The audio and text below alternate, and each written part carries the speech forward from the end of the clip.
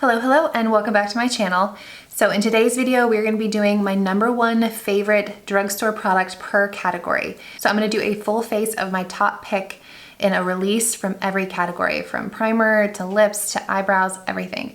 Some of these choices were really easy, some were a little bit more difficult, but overall, as far as year end goes, this was a really easy year for me to know, okay, I love these products. I didn't release a video on Wednesday. Things have just been really busy getting ready with the holidays with the kids. I'll probably go back to once a week for a little while we're getting through the holidays because I don't want to get through the holidays. I want to really enjoy them with my family.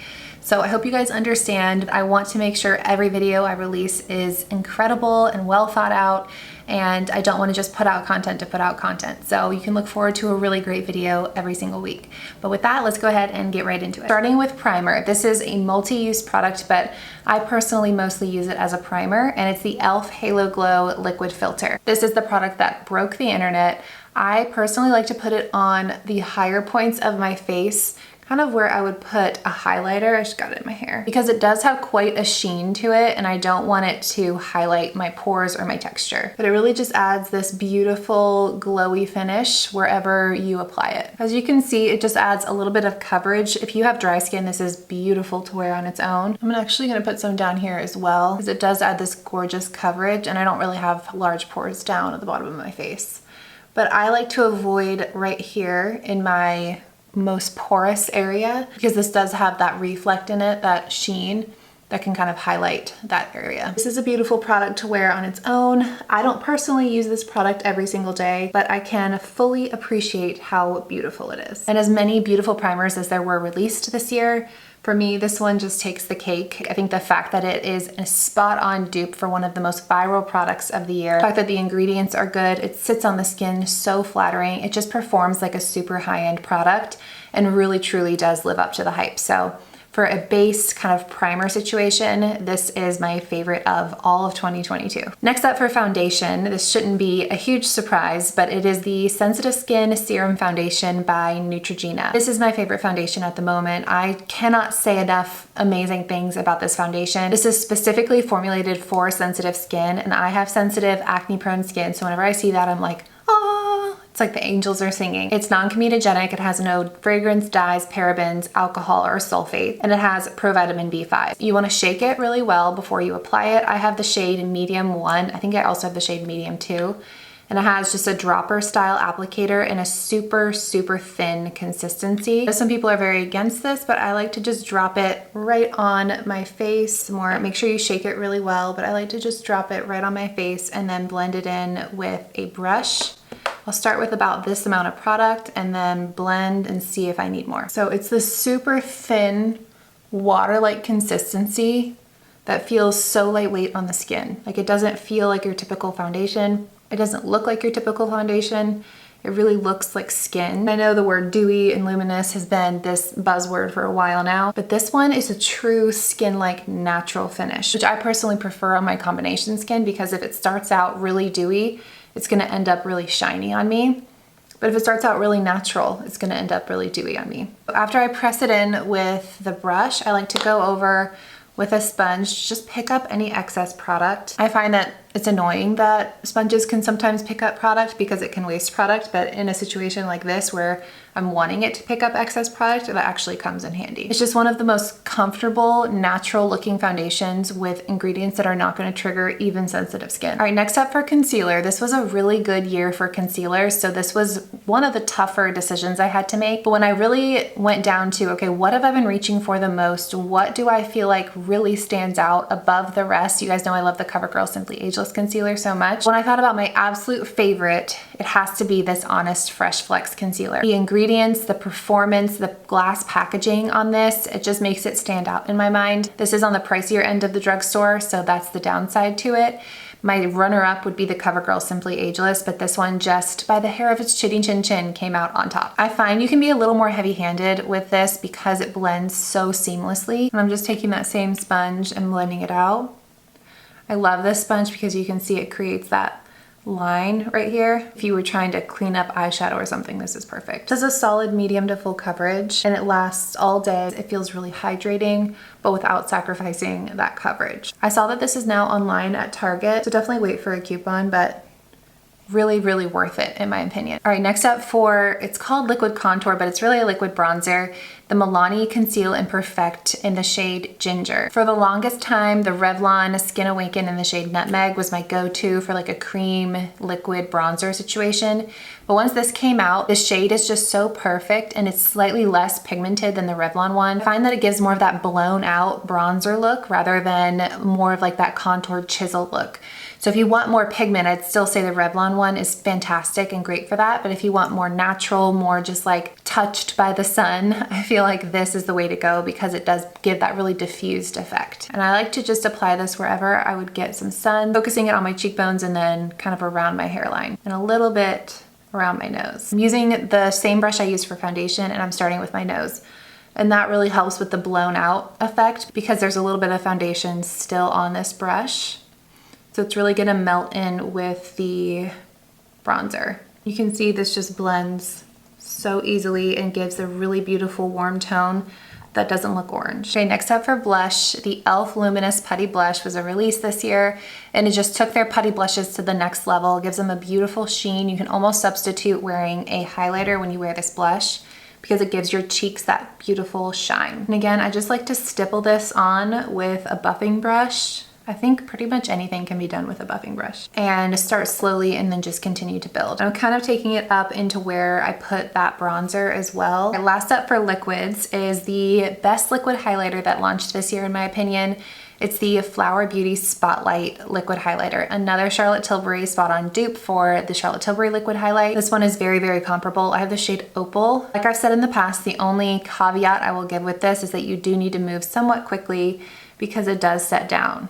And then again, I'm gonna use that foundation brush and just pat it in immediately after applying it, and it blends beautifully. But if you let it sit there for a while, you're gonna have issues blending it, but an immediate blend just gives you this really beautiful highlight that melts into your skin. It doesn't look like it's sitting on top of your skin so much as it looks like this candlelit glow that melted into your skin. All right, moving on to powders, because I feel like as dewy and beautiful as this look, it is definitely time to powder. And the one that stood out to me the most this year, despite the smell, is the Physicians Formula Butter Believe It Face Powder. I have this in translucent and it does have that signature Physicians Formula scent. It has the signature Physicians Formula packaging.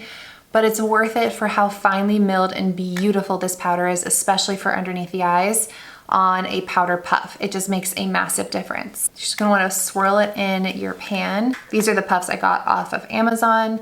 And then I'm just gonna pat some off on the back of my hand before going in and pressing underneath my eyes with this puff. I don't know if you can see that immediate airbrush on this side of my face versus this side of my face. It sets it without making anything look dry. All right, I'm also just gonna put some on my chin, anywhere else that I want to set, and remove that shine.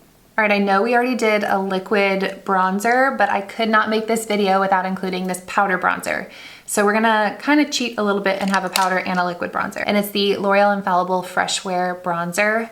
I have mine in the shade Light Medium. It's waterproof, it has a soft matte finish. It's a true matte powder, so if you don't like any sheen, any shimmer in your powder, you're gonna love this. It's an extremely buttery, blendable formula that the more I used it, the more it just continued to grow on me. I'm just applying a little because we already did the liquid bronzer, but I just want to show you how beautiful this is. This is just one of those staple products that I see myself always having in my collection. All right, this was the easiest decision out of the entire full face, and it is the NYX Thick It Stick It. This is the best brow product I have ever put in my brows. This one and e.l.f. Wow Brow are two just fantastic brow products. I don't understand why anyone would buy them high-end because this just does it all. And lately, I've just been going for more of a natural brow, so rather than filling them in, I just go straight in with this and lift my brows, tint them, and just kind of fill them out with the volume and pigment that this provides. And they will stay like this all day long. Ever since I dyed my hair darker, I've been using the shade Brunette, and it's a perfect match. My personal favorite eyeshadow palette of the year was the ColourPop Clay It Cool eyeshadow palette. I just feel like you don't see these types of shades in eyeshadow palettes every day. It's surprisingly usable, even though it looks very bold.